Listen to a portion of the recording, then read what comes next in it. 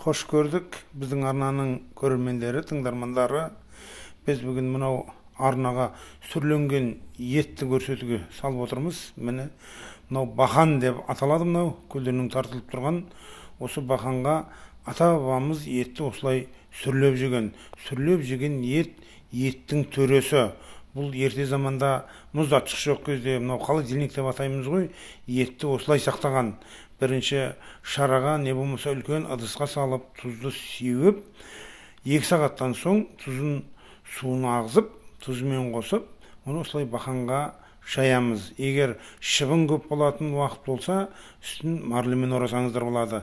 Міне не деген керемет, астың сұлтаны төресі осы сүрленген ет. Біз бала кезімізден осы сүрленген еттерді жеп өстік.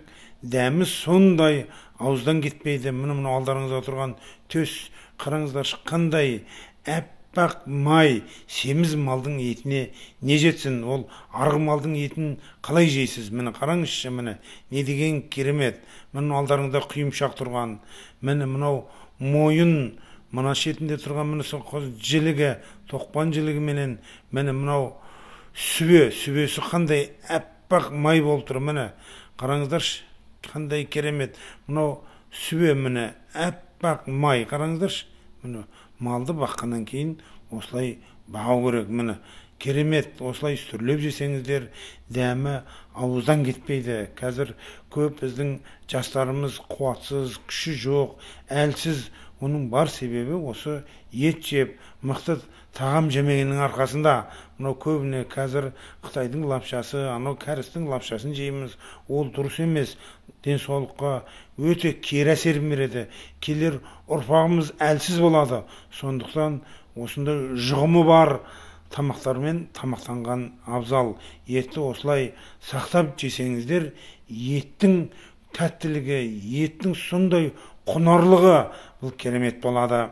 Міне қымбатты тыңдармандар, біздің ата-бабамыз, қазақ атамыз көшіп қонып жүрген кезде етті осылай састып, бүлдіріп алмас үшін малды сойып болған соң ыдысқа салып, тұздап, сонан соң бақанға жайған. Бақан деп атаймыз. Мынау тұрған ағашпенен көлденең қазір түрлі нәрсе бар ғой. Ал қазақ елі өрістеріңіз тола мал болсын, қораларыңыз тола қой болсын, мыңғырған жылқы төскейде жайылып жүрсін. Қазақ елі бай болсын, қуатты болсын. Сіздерменен әңгіме дүкен құрып, сіздерге осы видеоны жолдап отырған Азатбай Өтебайұлы.